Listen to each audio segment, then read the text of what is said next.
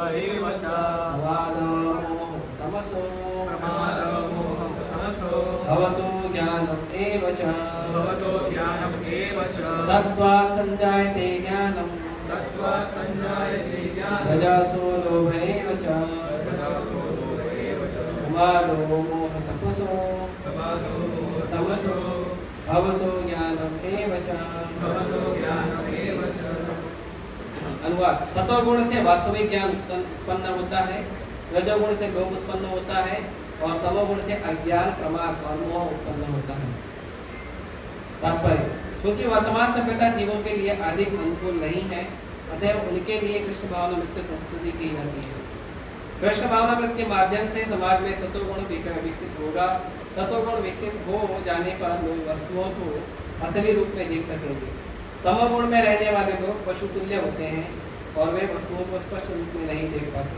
उदाहरण, तमोगुण में रहने के कारण लोग यह नहीं देख पाते कि जिस पशु का वे वध कर रहे हैं उसी के द्वारा वे अगले जन्म में मारे जाएंगे। वास्तविक ज्ञान की शिक्षा न मिलने के कारण वे अनुत्तरदायी बन जाते हैं। इस श्रृंखला को रोकने के लिए जनता में सतोगुण उत्पन्न करने वाली शिक्षा देना आवश्यक है। सतोगुण में शिक्षित हो जाने पर वे गंभीर बनेंगे व वस्तुओं को उनके सही रूप में जान सकेंगे। तब लोग सुखी तथा संपन्न हो सकेंगे। भले ही अधिकांश लोग सुखी तथा समृद्ध न बन पाए, लेकिन यदि जनता का कुछ भी अंश कृष्ण भावना विकसित कर लेता है और सतोगुणी बन जाता है तो सारे विश्व में शांति तथा संपन्नता की संभावना है। नहीं तो यदि विश्व के लोग रजोगुण तथा तमोगुण में लगे रहे तो शांति और संपन्नता नहीं रह पाएगी। रजोगुण में लोग लोभी बन जाते हैं और इंद्रिय भोग की उनकी लालसा की कोई सीमा नहीं रहती। कोई यह भी नहीं देख सकता है कि भले ही किसी के पास प्रचुर धन या इंद्रिय तृप्ति के लिए पर्याप्त साधन हो, लेकिन उसे ना तो सुख मिलता है न मन की शांति। ऐसा संभव ही नहीं है, क्योंकि वह रजोगुण में स्थित है। यदि कोई रंच मात्र भी सुख चाहता है तो धन उसकी सहायता नहीं कर सकता। उसे कृष्ण भावनामृत के अभ्यास द्वारा अपने आप को सतोगुण में स्थित करना होगा। जब कोई रजोगुण में रत हो रहता है तो वह मानसिक रूप से अप्रसन्न नहीं रहता, अपितु उसकी वृत्ति तथा उसका व्यवसाय भी अत्यंत कष्टकारक होते हैं। उसे अपनी मर्यादा बनाए रखने के लिए अनेकानेक योजनाएं बनानी होती हैं। यह सब कष्टकारक है। तमोगुण में लोग पागल प्रवृत्त हो जाते हैं, अपनी परिस्थितियों से उबकर मद सेवन के शरण ग्रहण करते हैं और इस प्रकार वे अज्ञान की गर्त में अधिकारी करते हैं। जीवन में उनका भविष्य अंधकार में होता है। हरे कृष्ण। तो यहाँ पे वर्णन है, 3 गुण हैं प्रकृति के। भगवान भगवद गीता में कहते हैं, प्रकृति क्रियमाणानि गुणे कर्माणि सर्वशः। प्रकृति के 3 गुण हैं और उसके अनुसार ही पूरा संसार का कार्य होता है। हम जितना भी जो भी कार्य करते हैं वो कार्य हमारा प्रकृति के 3 गुण के अनुसार ही होता है।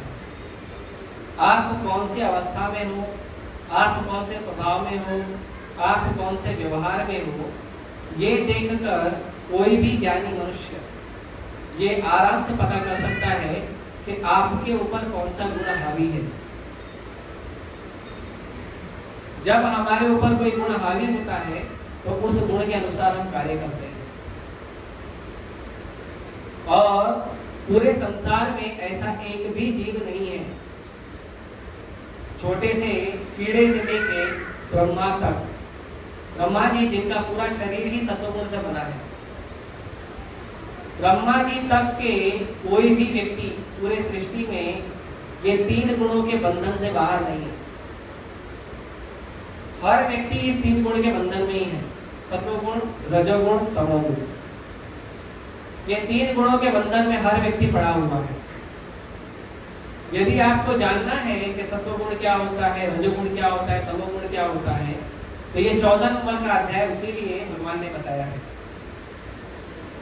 कि सत्वगुण के लोगों का गुण कैसा होता है, व्यवहार कैसा होता है, बोलचाल कैसा होता है, खाना पीना कैसा होता है, सब भगवान ने बताया। तो उससे हमारा जीवन कैसा होगा वो हम निर्धारित करते हैं। जैसे लोग बोलते हैं कि सब कुछ कर्मों के अनुसार हो रहा है, तो हम अलग से कर्म क्यों करें? मैं आज जो कुछ भी कर रहा हूँ पिछले जन्म के कर्मानुसार कर रहा हूँ। जो मुझे अच्छा बुरा मिल रहा है पिछले जन्म के कर्मानुसार मिल रहा है, राइट। तो जब पिछले जन्म के कर्मानुसार मुझे आज की परिस्थिति मिली है, तो फिर मैं क्यों चेंज करूं? सब कुछ तो ऑटोमेटिकली हो रहा है ना, मेरे करने से तो कुछ होगा नहीं, जो मैंने कर्म किया वही मुझे भोगना है ना। तो फिर उसको बोलते हैं लेकिन अभी जो कर्म कर रहे हो आपको अगले टाइम भोगना पड़ेगा। बोला अगले टाइम किसने देखा है? अगले टाइम किसने देखा? मर जाएंगे, क्या पता अगले टाइम क्या होगा। और ठीक है, भोगना पड़ेगा तो जो भी अपने हिसाब से ऑटोमेटिक पिछले जन्म के अनुसार अभी तो कर्म हो रहा है, अभी के कर्म अनुसार अगला जन्म होगा, चक्कर चलते रहेगा, हम खुश और दुख होते रहेंगे। तो उसमें प्रॉब्लम क्या, ऐसा लाइन जीने के लिए, है ना? सही बात है। सब कुछ अभी जो हो रहा है वो पिछले कर्मानुसार ही हो रहा है, आप तो उसको कुछ नहीं कर सकते, अपने कर्म को आप चेंज नहीं कर सकते। तो फिर क्यों हमको भक्ति करना चाहिए, पढ़ाई करना चाहिए, मेहनत करना चाहिए, किसी को प्रसन्न रखना चाहिए, अपना ड्यूटी करना चाहिए, उसको क्यों करना चाहिए? तो बोलते हैं आप अगला कर्म बना रहे हो, नया कर्म बना रहे हो, उसके लिए तो ठीक है, नया कर्म जैसा तैसा बन जाएगा, उसको भी भोग लेंगे, क्या दिक्कत है, उसको भी सुख दुख में भोग लेंगे।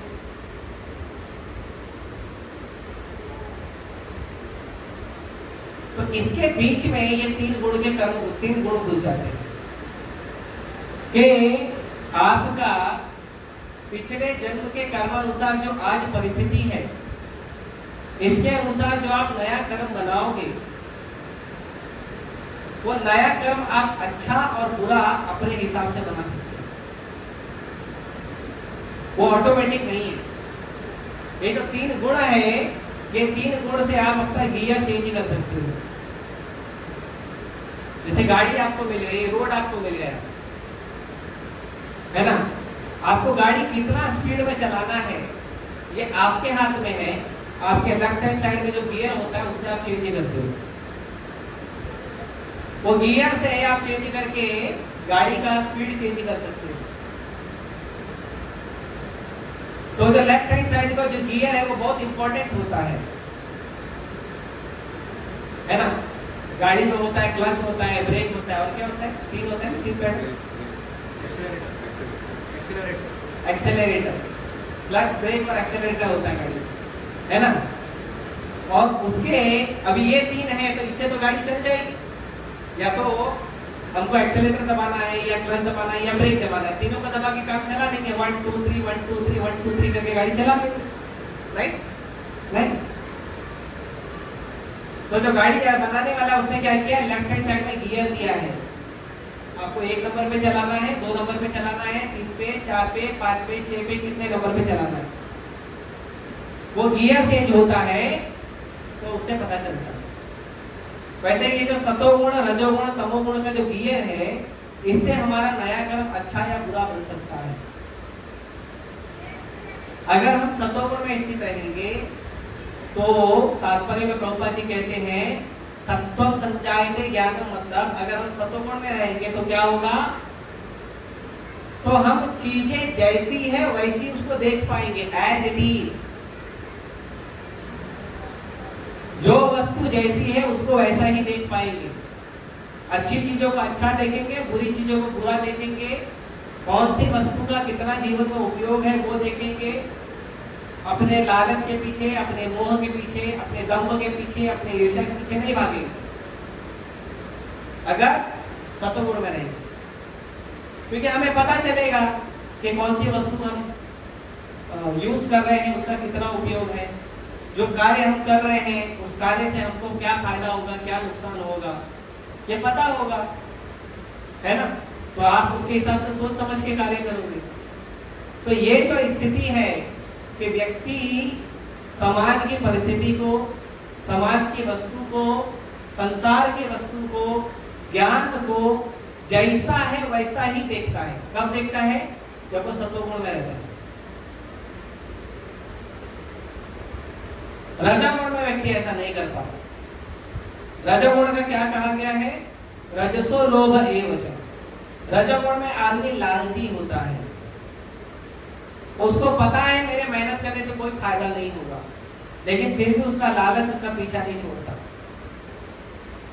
जैसे आजकल लोग शेयर मार्केट में इन्वेस्ट करते हैं, शेयर मार्केट में इन्वेस्टमेंट करने वाला व्यक्ति जो है उसको बार बार पैसा लगाता है, बार बार नुकसान ही हो रहा है उसका, लेकिन उसका लालच उसका पीछा नहीं छोड़ता। उसको लगता है कि मैं अभी डालूंगा तो अभी कमा लूंगा, अभी फेल हो गया ना कोई बात नहीं, अगली बार पैसा लगाऊंगा मैं पास हो जाऊंगा।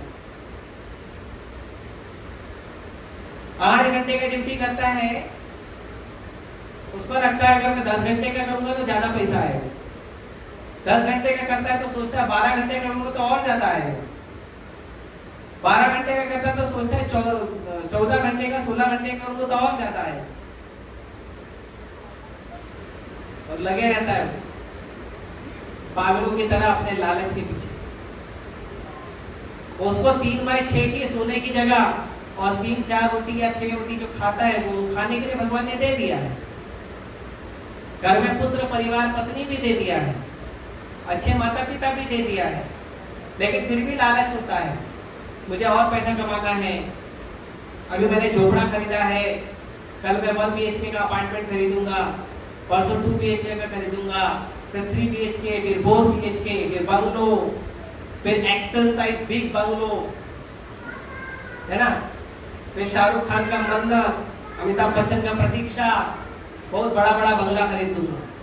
लालच है। अमिताभ बच्चन ने इतना पैसा कमा लिया कि नहीं कमाएगा तो भी जीवन गुजर जाएगा उसका, वैसे भी कितने दिन बचे हैं उसके लेकिन बेचारा कल्कि में काम कर रहा है, पता नहीं उसका कर रहेगा कि नहीं, कल्कि में काम कर रहा है ना। क्यों? लोभ, लालच। लालच पीछा नहीं छोड़।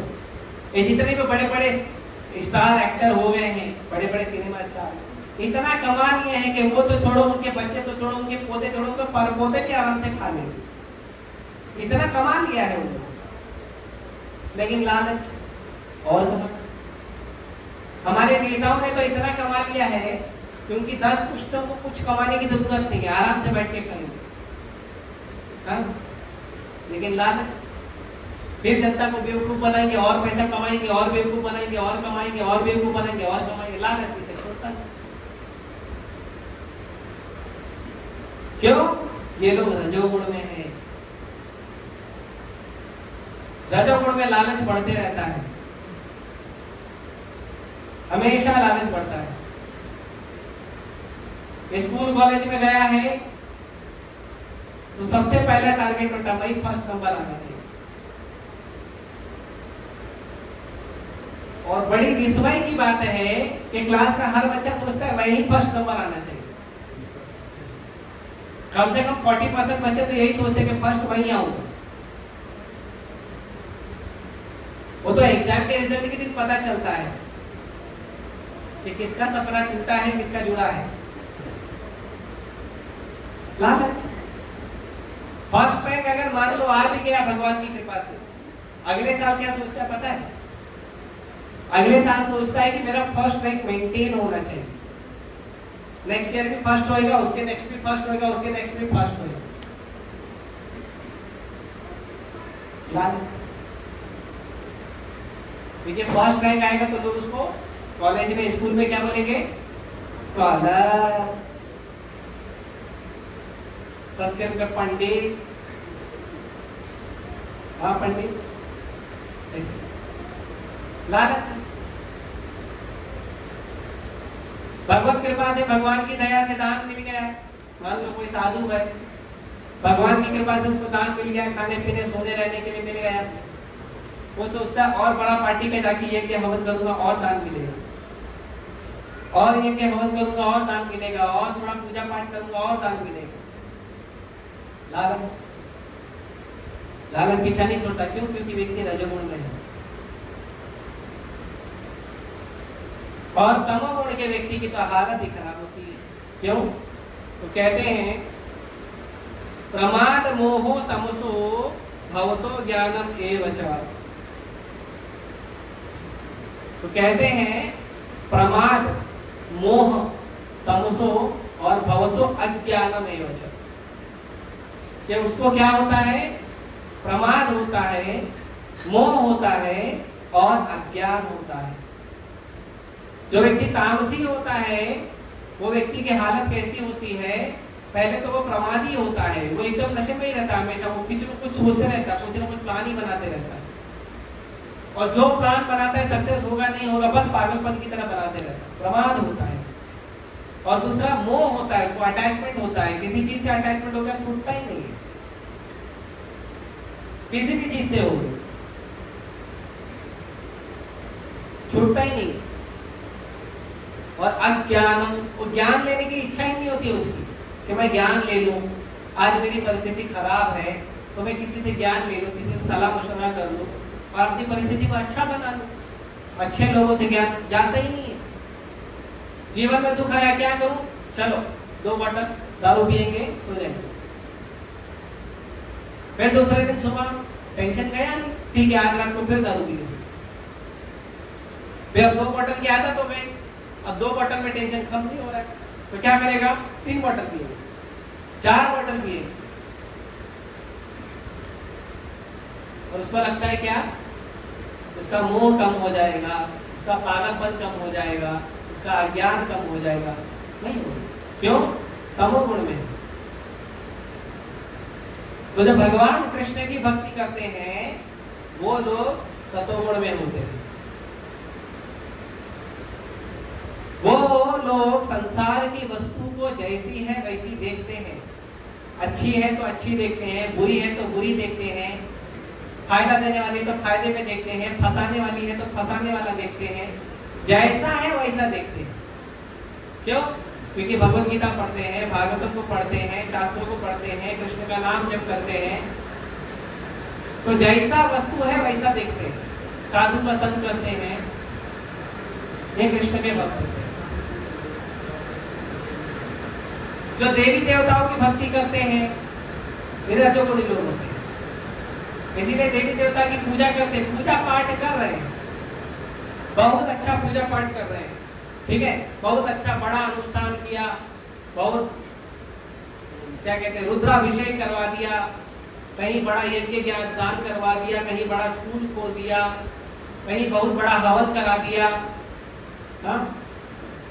क्यों कराया, तो मुझे ज्यादा धन चाहिए, पुत्र चाहिए, पुत्री चाहिए, 16 सोमवार का व्रत रख लिया, क्यों, अच्छी पत्नी चाहिए, अच्छा पति चाहिए, लालच। तो जो देवी देवताओं के पास जाते हैं वो क्या करते हैं, वो हमेशा बिजनेस करने जाते हैं, मैं तुमको 1 रुपया देता हूं, तुम मेरे को 1 लाख रुपए देते।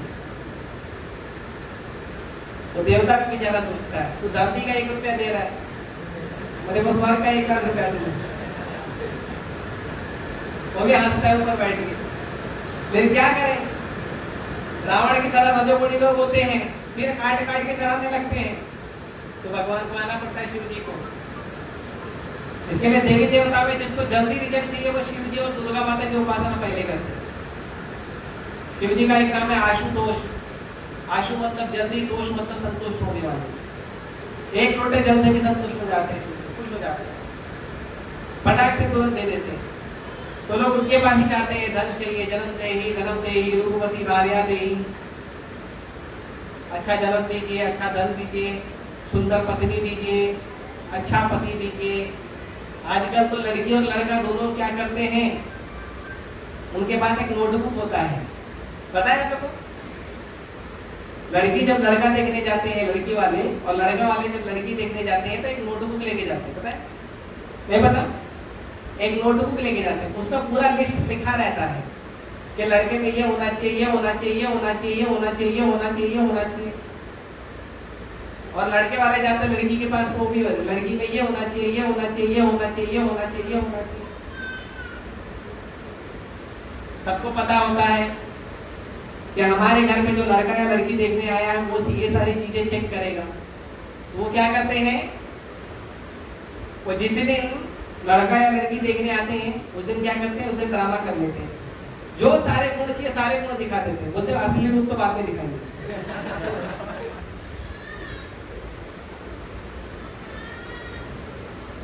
शायद नहीं बात है, चीटिंग। लड़की बोलती तुमने मेरे साथ चीटिंग किया, तो लड़का बोलता तुमने कौन सा मेरे साथ भलाई की, तुमने भी तो चीटिंग किया। लड़की बोलती तुम्हारा पापा धोखा किया, तो लड़का बोलता तुम्हारे को पिताजी धोखा किए, है ना? सब लालच में चल रहा है। क्यों इतना ज्यादा डिमांड करें हम लोग? करना क्या है? दोनों को साथ में सुखी होना है, सुखी रहना है, दाल रोटी खाना है बस, और अपना परिवार पालन करना। उसके लिए जो जरूरी है वो मांगो, वो नहीं देखे। पूरा डायरी बना के लेके जाए, बढ़िया डायरी, और पूरा उसके अंदर लिस्ट बना के लेके जाए। और खास करके गांव के लोग तो बाप इतना उनका लिस्ट होता है, चक्कर आ जाता है लिस्ट देख के। भले घर में लड़का या लड़की तो एकदम निठल्ले होंगे, लेकिन डिमांड उनकी एकदम हाई पावर रहेगी।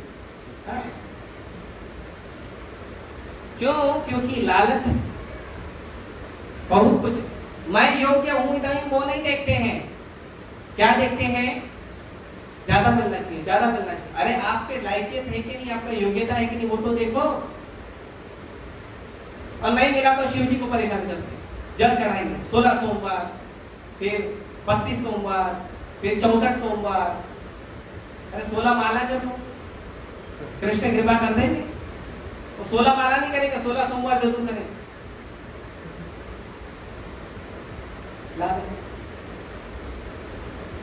और जो तामसी लोग होते हैं वो तमस में जीते हैं, वो एकदम अंधेरे में जीते हैं। दुनिया उनको समझ में नहीं आती है, दुनिया की हर चीज को गलत समझते हैं, और गलत समझने के कारण जो उनके साथ गलत होता है उसको भूलने के लिए दारू पीते हैं, मांस खाते हैं, व्यभिचार करते हैं। तो इसीलिए जो सबसे अच्छी पोजीशन है वो है सतोगुण में रहना।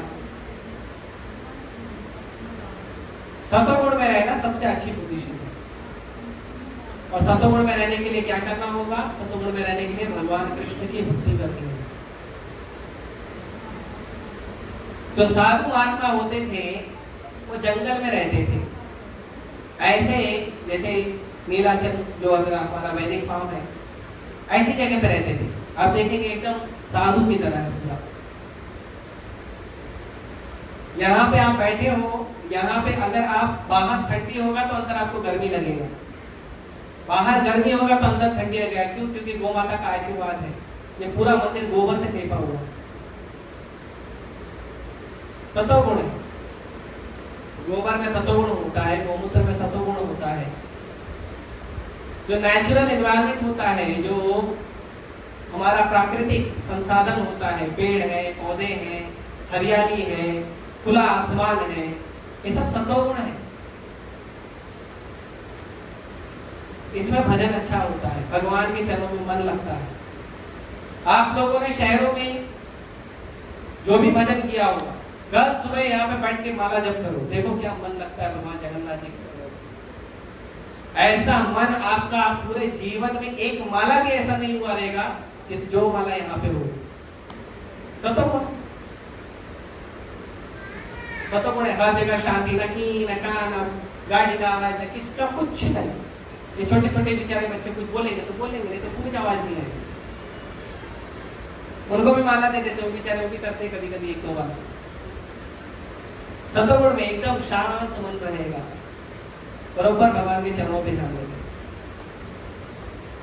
नहीं तो शहरों में तो बड़ी बड़ी बिल्डिंग है, उधर से तो फ्रेश हवा ही नहीं आती, ना फ्रेश हवा आता है, ना फ्रेश पानी आता है। आदमी भी फ्रेश नहीं रहता है, 24 घंटा सेंट मार के घूमता है। फ्रेश रहेगा तो सेंटी क्यों मारेगा? आदमी भी फ्रेश नहीं है, ना पानी फ्रेश है, ना हवा फ्रेश है, उसमें मन इतना चंचल है हमारा, भजन ही नहीं होता। जैसे हम बोलते हैं हरे कृष्णा, तो हरे कृष्णा बोलने के पहले ही मन भाग जाता है। क्यों मालूम है? मालूम है क्यों? क्योंकि हरे कृष्णा के पहले क्या बोलते हैं? जय श्री कृष्ण चैतन्य प्रभु नित्यानंद श्री अद्वैत गदाधर शिवासादि गौर भक्तवृंद। तो मन बोलता है चैतन्य महाप्रभु आगे भाग, ये मेरे को सुधारना चाहते हैं, मैं सुधारना नहीं चाहता। जैसे गौर भक्तवृंद बोले मन भागा, हरे कृष्णा सुनता ही नहीं। क्यों? क्योंकि सतोगुण का वातावरण नहीं है। इसीलिए यदि आप लोग घर में भी जप करते हो तो प्रयास करो कि उस जगह जब करो बैठ के, जिस जगह पे भगवान का पूजा भजन होता है। जब आप मंदिर में बैठ के भजन कर रहे हो तो उस मंदिर को सफाई करो पहले, उसके बाद बैठ कर सकते। और बेस्ट है सतोगुण के टाइम पे जप करो, सुबह जप करो, देरी से जप मत करो। कोई मजबूरी है बात अलग है, अगर घर में हो, कभी कभी भक्त लोग बोलते हैं प्रभु जी हम तो आपको 12 बजे सोते हैं, कोई बात नहीं, सुबह उठ जाओ 5 बजे 4 बजे उठ जाओ, नहा धो के जप करो, फिर नींद आ गई तो दोपहर में सो जाओ, लेकिन सुबह तो जल्दी उठो। और आप सुबह कितना भी देरी से सोओगे ना, दिन में वापस नींद आएगी, गारंटी। क्यों? क्योंकि 6 बजे के बाद कोई भी व्यक्ति सोता है, उसको 1 मिनट की भी नींद का फायदा नहीं मिलता, क्योंकि सतोगुण समाप्त हो जाता है, तो नींद नहीं मिलती। अब कितना भी सो, आपके शरीर को आराम नहीं मिलेगा, आपको वापस दोपहर में सोना ही पड़ेगा। ये प्रैक्टिकल है, आप लोग कहीं भी अप्लाई करके देखो। 6 बजे के पहले अगर आप सो के उठ गए, 4 बजे 5 बजे उठ जाते हो, बढ़िया नहा धो के जप करते हो, तो वो आपको फायदेमंद है, वो आपके काम का। 6 बजे के बाद आप 4 घंटा सो, 5 घंटा सो, 8 घंटा सो, 6 बजे के बाद 1 मिनट का भी आराम आपके शरीर को नहीं प्राप्त होगा, सोना, क्योंकि सतोगुण समाप्त हो जाता है। सुबह ब्रह्म मुहूर्त होता है, सूर्योदय के पहले, सूर्योदय का तो सतोगुण होता है। फिर 8, 9, 10 बजे से रजोगुण चालू हो जाता है। रजोगुण में क्या भजन करेंगे? और रजोगुण के टाइम पे भी मान लो आपका काम है, धंधा है, बिजनेस है, ऑफिस है, कॉलेज है, तो फिर हमारा जब शुरू होता है शाम को 3 बजे 4 बजे, जब 3-4 बजे जब शुरू होता है तो तमोगुण का टाइम शुरू हो जाता है। फिर भोलेनाथ भोला भंडारी बनाते हैं आपको और बड़पर चक्कर घुमाते, टेंशन आता है माला खत्म क्यों नहीं हो रहा। शाम को आप लोग ने माला किया होगा ना 4-5 बजे के बाद, आपको पहले एक माला भी खत्म होने का टेंशन होगा, खत्म नहीं था, बार-बार निकाल के देखिए खत्म क्यों नहीं हो रहा है। लगता है वैसे का सतोगुण बहुत जरूरी है। चलिए कभी कभी ऐसी जगह पे आना चाहिए, शांत वातावरण जहाँ पे भगवान है, भक्त है, गाय है, ओरिजिनल दूध है, ऐसी जगह पे आना चाहिए, सतोगुण प्रसाद पाना चाहिए, भक्तों का संग करना चाहिए। तो हरे कृष्ण महामंत्र जप करना हमें सतोगुण में लाता है, गीता भागवत पढ़ना हमें सतोगुण में लाता है, भगवान कृष्ण का प्रसाद खाना हमें सतोगुण में लाता है, भक्तों का संग करना हमें सतोगुण में लाता है, भगवान के धाम घूमना हमें सतोगुण में लाता है। ये जो आज आप लोग आए ना, हमारा द्वारका का रजिस्ट्रेशन कितना हुआ था? 40+। हमने यात्रा चेंज की, कितने आए? 25 है ना। 25 में भी जो 5 थे वो तो द्वारका के लिए रजिस्टर नहीं किए थे, फिर भी आ गए, राइट। तो क्यों आ गए? क्योंकि भगवान की विशेष कृपा है जो ऐसी धाम में भगवान के नीलाचल धाम में आप आए। तो हमें भगवान की विशेष कृपा होती है तभी भक्तों का संग मिलता है। ऐसा कहते हैं कि जब किसी व्यक्ति की भक्ति पे भगवान प्रसन्न होते हैं, जब किसी व्यक्ति के भक्ति पे भगवान प्रसन्न होते हैं तो भगवान उस व्यक्ति के पास एक साधु को भेजते, अपने भक्त को भेजते।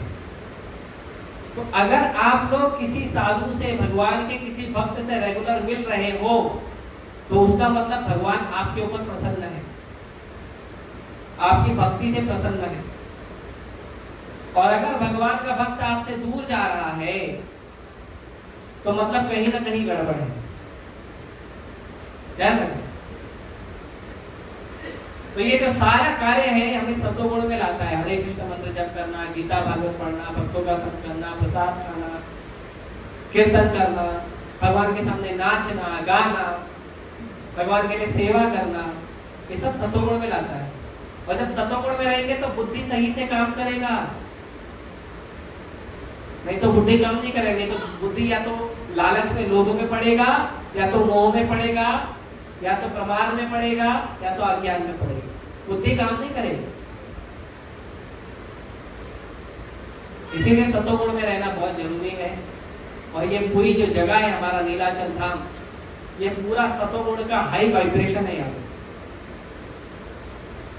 पहले लोग घर के अंदर गोबर लीपा करते थे तो घर में सतोगुण होता था। शास्त्रों के अनुसार जहाँ पे गोबर लीपा जाता वहां लक्ष्मी आती है। अब गोबर को भी हटा दिया, लोगों ने टाइल्स लगा दिया, तो लक्ष्मी माता बोली मैं कैसे आऊं, गोबर तो लगाया नहीं तुमने घर में। कम से कम मैंने देखा है पुराने समय में, मतलब करीबन आज से 10 साल 15 साल पहले कि लोग घर में गोबर नहीं लेते थे, कम से कम भगवान का जो घर है, भगवान का जो मंदिर है, उसको कम से कम गोबर से बनाते थे। और जब किचन चूल्हा है वहां पे कम से कम गोबर लगाते थे, कम से कम। मतलब हॉल है, बेडरूम है, चलो ठीक है वहां टाइल्स लगा दिया, तो कम से कम किचन और भगवान का मंदिर में तो गोबर लगाते ही थे, वहां पे भी लगा दिया। फिर कौन आता है? हम तो बोलते हैं लक्ष्मी आती है, तो लक्ष्मी नहीं आती तो कौन आता है? तो दुर्गा आती है। जो धन है ना, लक्ष्मी भी धन देती है, दुर्गा भी धन देती है। पता है? पता है आपको? नहीं, ये सीक्रेट है। लक्ष्मी भी आपको धन देती है, दुर्गा भी धन देती है, पता है? तो इसमें कैसे पता चलेगा जो धन लक्ष्मी ने दिया है और कौन सा धन दुर्गा ने दिया है? तो जब लक्ष्मी धन देती है ना, वो धन टिकता है, वो धन ज्यादा समय तक टिकता है।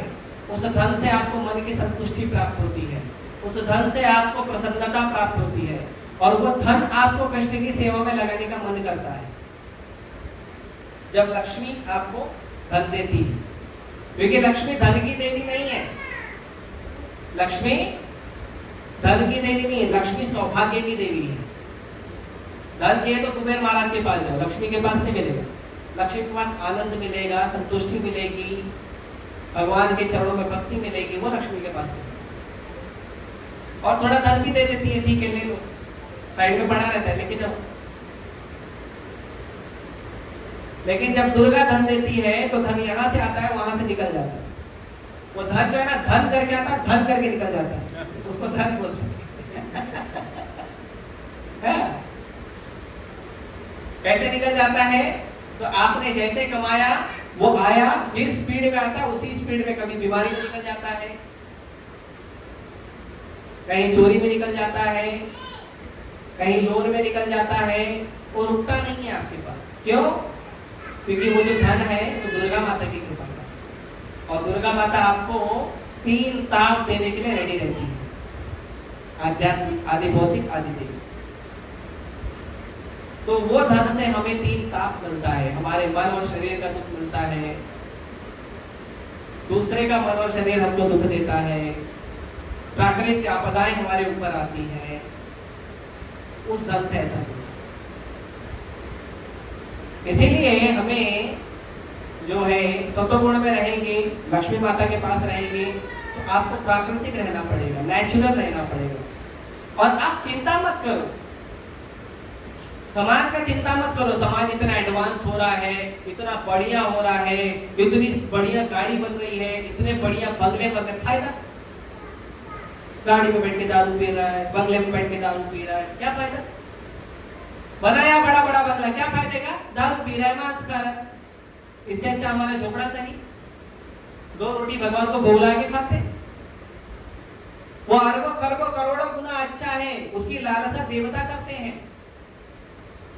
जो 2 रोटी आप भगवान कृष्ण के चरणों में भोग लगा के खाते हो, उसकी लालसा तो देवता भी करते हैं। लेकिन बड़ा गाड़ी खरीद लिया, बड़ा बंगला बना लिया, मन की शांति नहीं होगी, गाड़ी में बैठ के, बंगले में बैठ के दारू पी रहा है, क्या फायदे का ऐसा आसुरी जीवन? इसको कहते हैं सोने की लंका। पता है हनुमान जी ने सोने की लंका क्यों जलाई थी? पता है? सोने की लंका हनुमान जी ने इसीलिए जलाई थी कि जब हनुमान जी गए, तो हनुमान जी तो स्वयं शंकर जी हैं, शंकर स्वयं केसरी नंदन। तो हनुमान जी जब लंका में गए और देखे कि मेरी दी हुई लंका का हालत क्या किया रावण ने, चारों नियम टूटते थे, अवैध संबंध होता था, दारू पीते थे, नशा में विचार करते थे, मांस खाते थे, सारे असुर वैसे ही करते थे।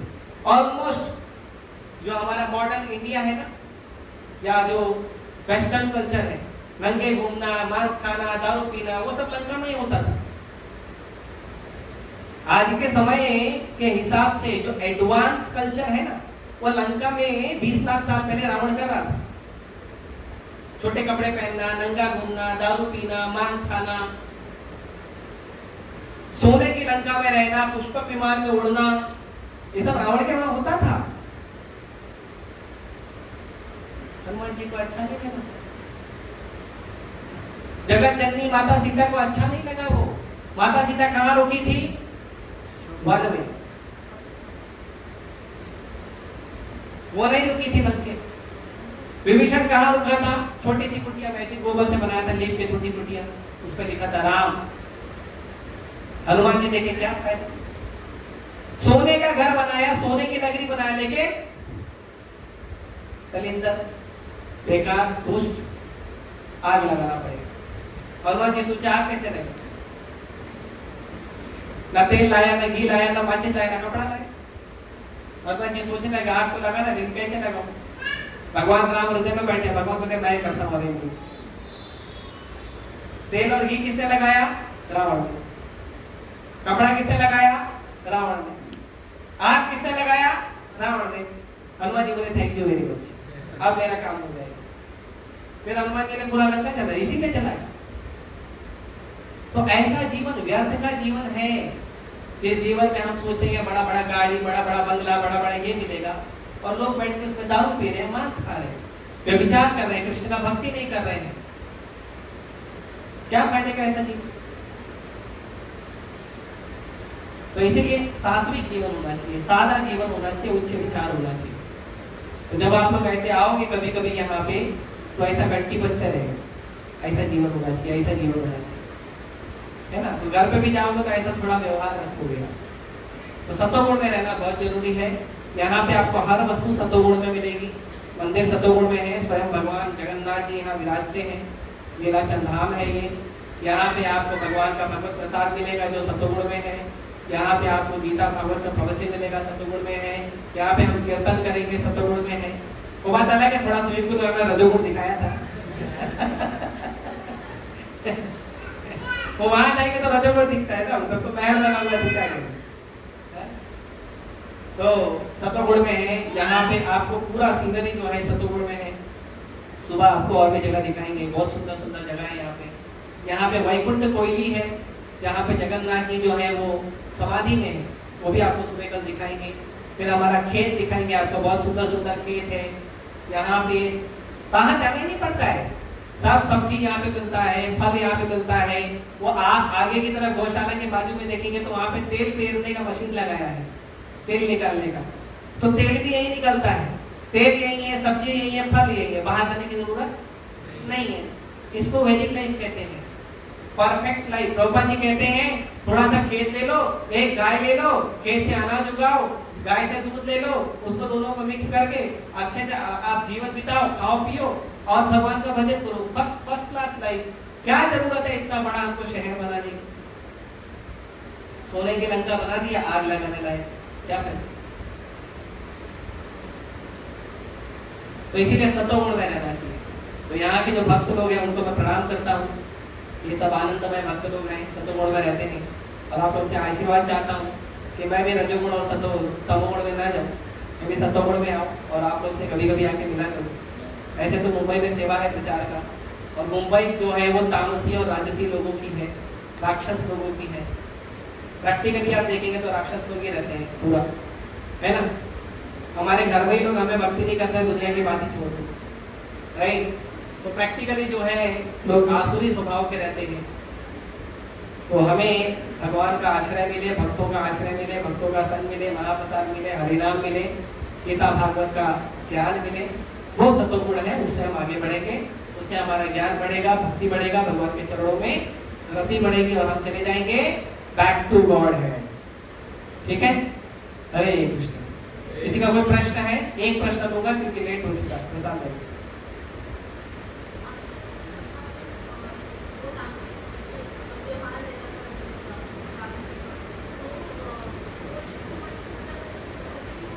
शिव भगवान की पूजा तामसी तरीके से करते थे, फ्लैश ऑफर करते थे, अपना गला काट के गला ऑफर करते थे। पूजा 3 प्रकार से होती है। सात्विक राजसिक, ये पढ़ो ना 14 नंबर का अध्याय, सात्विक राजसिक तामसिक, 3 प्रकार से होगी। शिव जी के अगर आपको सत्व गुण में पूजा करना है तो आप लोग वैष्णव तिलक लगाइए, हरे कृष्ण मंत्र जप करने के लिए माला लीजिए, शिव जी के पास बैठिए और जप करिए, हरे कृष्णा कृष्णा कृष्णा हरे हरे, हरे राम राम राम हरे। पानी नहीं डाला चलेगा, बेल का पत्र नहीं डाला चलेगा, डाला तो अच्छी बात है, भाई वो वैष्णव है, उसको अभिषेक करना चाहिए, सेवा करना चाहिए, अच्छी बात है। वो सत्व गुण का शिव जी का भजन है। इसीलिए शिव जी को आप देखेंगे बंगाल में, पश्चिम बंगाल में जाएंगे तो शिव जी को ऐसा तिलक नहीं लगाया जाता, ऐसा तिलक लगाएंगे, वैष्णव तिलक लगाएंगे। मैं 2 दिन गौड़िया मठ में गया था, वहां पे शिव जी को वैष्णव तिलक लगाया, त्रिपुंड तिलक नहीं लगाया, क्योंकि वहां वैष्णव है शिव जी, शिव जी का वैष्णव सेवा होता है। वैष्णव नाम यथा शंभु, इतने बड़े महान भगवान के भक्त हैं, महाजन हैं, महाभागवत भक्त हैं, वैष्णव शिरोमणि है, और उनको ले जाके लोग धतूरा खिलाते हैं, दारू पिलाते हैं, भांग खिलाते हैं, तामसी भक्ति। तो रावण तामसी भक्ति करता था शिव जी, सात्विक भक्ति नहीं करता। अभी आपको कोई गला काट काट के चढ़ाएगा तो आप बोलोगे अरे भाई तू रुक, क्या चाहिए, नहीं ये चीज ले जा, ऐसा लगे। तो शिव जी इसीलिए देती है। शिव जी जो है भगवान के भक्तों को क्या देते पता है? शिव जी भगवान के भक्तों को भगवान का प्रेम देते हैं, कृष्ण प्रेम देते हैं, भगवान के चरणों में सेवा देते हैं, भगवान के चरणों में भक्ति देते हैं शिव जी। लेकिन जो भगवान कृष्ण का भक्ति नहीं करता ना, शिव जी उसको भी बहुत कुछ देते हैं, लेकिन कैसे देते पता है? ले और जा, दिमाग खराब मत कर। हाँ, वो खुश हो जाते हैं जल्दी, लेकिन शिव जी का काम क्या है? वो हमेशा समाधि में रहते हैं। लोग जाके डिस्टर्ब करते हैं, गाड़ी दे दो, बंगला दे दो, पति दे दो, पत्नी दे दो, बच्चा दे दो, ले जा बस मेरे को भजन करने। अभी आप जब कर रहे हो, कोई आगे बोलता है प्लीज प्लीज 500 रुपया दो, प्लीज प्लीज 100 रुपया दो, आप बोलते हैं नहीं अभी नहीं, जब करने के बाद नहीं, अभी चाहिए अभी चाहिए अभी चाहिए, क्या करोगे? जब छोड़ोगे पैसा दोगे फायदा से, राइट? शिव जी ऐसे ही देते, रावण जैसे लोगों को धन शिव जी ऐसे ही देते। इसके लिए जब भगवान राम मार रहे थे शिव जी को, सॉरी भगवान राम मार रहे थे जब रावण को, तो माता पार्वती ने शिव जी को बोला कि ऐसा आपका भक्त है जो न कभी हुआ था और न कभी आगे होगा, ऐसा महान भक्त आपका जो चारों वेद का ज्ञाता महापंडित, भगवान राम उसको मार रहे हैं, आप बचाने क्यों नहीं जा रहे? शिव जी क्या बोले? मारो ना। शिव जी बोले जब मेरे प्रभु सामने खड़े हैं तो मैं जाऊंगा उसको बचाने के लिए, मरना नहीं बचाने मेरे, और मेरे प्रभु के हाथों मरेगा तो उसकी सदगति होगी। अभी तो पूरा जीवन खराब किया उसने, सदगति होगी। भगवान श्री राम के हाथों मरेगा तो वैकुंठ धाम जाएगा, साकेत धाम जाएगा। बचाते थे ना? नहीं बचाते, कम से कम जाके हाथ तो जोड़ते थे शिव जी, अरे मेरा भक्त है भगवान, थोड़ा कंसेशन और डिस्काउंट दे दो, बोलते थे ना भगवान? नहीं बोलते, राइट? ठीक है, तो हम यही रोकते हैं। और किसी का प्रश्न है तो मैं पर्सनली अवेलेबल हूँ, प्रसाद पाते समय, प्रसाद के बाद भी अवेलेबल हूँ, ठीक है? और आप लोग जो है आज प्रयास करिएगा जल्दी सो जाइएगा, क्योंकि कल सुबह मंगल आरती आना है। किसको किसको आना है? तो जिन्होंने हाथ उठाया ना वो ध्यान रखें, सुबह जल्दी उठें, ठीक है? भगवत वाणी भगवत गीता आगे